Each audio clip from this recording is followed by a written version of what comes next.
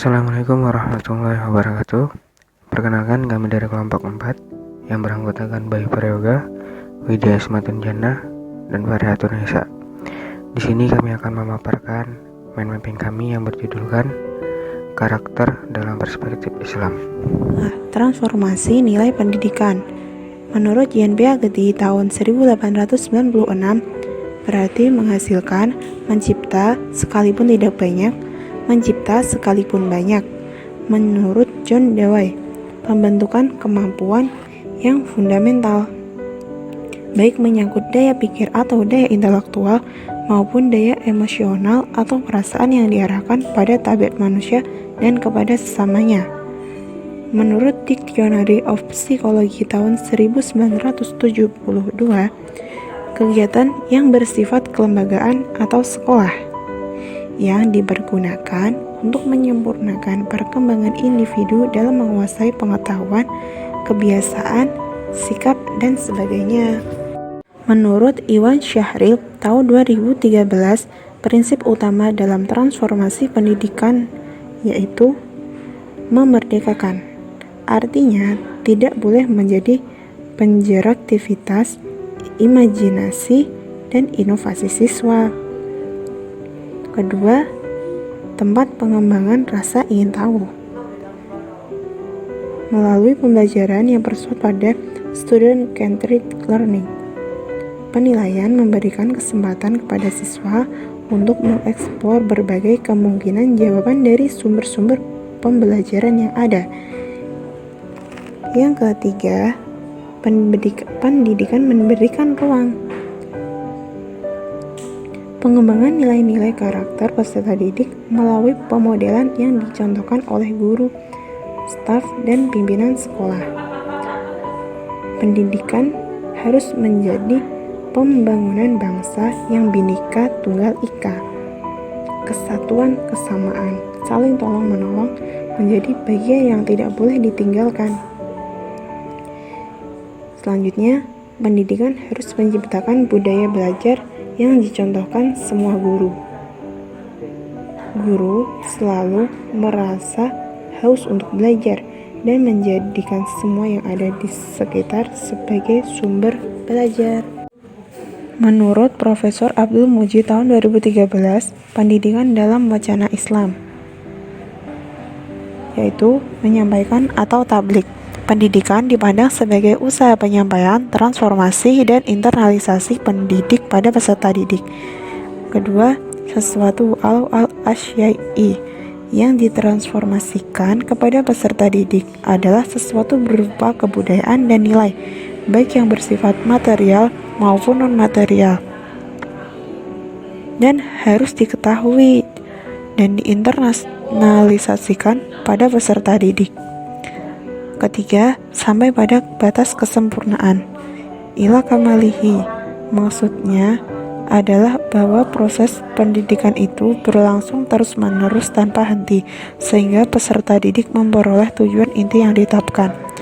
Yang keempat, tahap demi tahap, atau syar'i fa syar'i, maksudnya transformasi kebudayaan dan nilai dilakukan dengan berjenjang menurut tingkat kedewasaan peserta didik, baik secara biologis, psikologis, sosial maupun spiritual.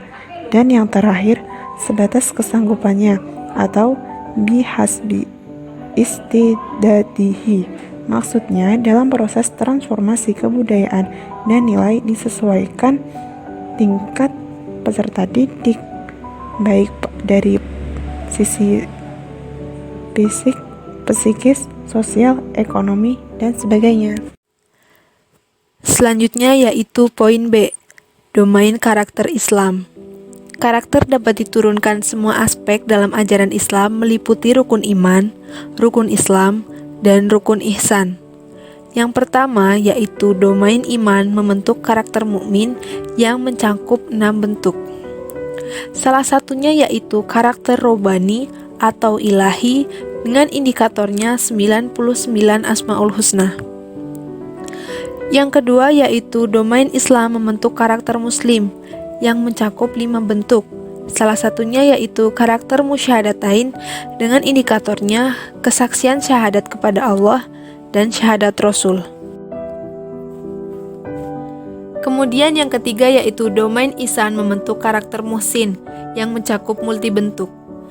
Tingkatan yang pertama yaitu tingkatan permulaan atau bidayah. Yang kedua yaitu tingkatan pintu-pintu masuk atau abwab. Yang ketiga yaitu tingkatan pergaulan atau muamalah. Yang keempat, tingkatan etika atau akhlak. Yang kelima, tingkatan pokok atau ushul. Yang keenam, tingkatan terapi atau adwiyah. Yang ketujuh, tingkatan keadaan atau ahwal.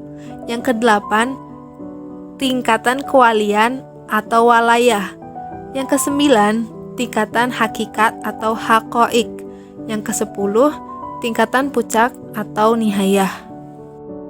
Selanjutnya ialah faktor-faktor yang memengaruhi pengembangan karakter.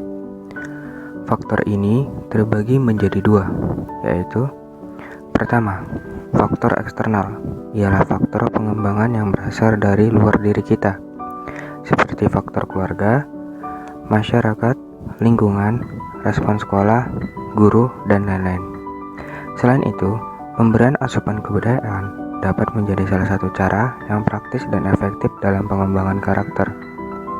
Kedua, faktor internal, ialah faktor pengembangan yang berasal dari dalam diri kita. Contohnya, motivasi yang muncul, semangat, serta niat dalam hati untuk melakukan perubahan. Terakhir ialah akhlakul karimah. Dalam Islam, komponen karakter diturunkan melalui ajaran akhlak. Bentuk karakter Islam terbagi dua, yaitu yang pertama, karakter terpuji, akhlak mahmudah. Bentuk karakter ini seperti sabar, syukur, ikhlas, qanaah, rendah hati, jujur, dermawan, amanah, pemaaf, lapang dada, dan sebagainya. Yang kedua ialah karakter tercela atau akhlak mazmumah.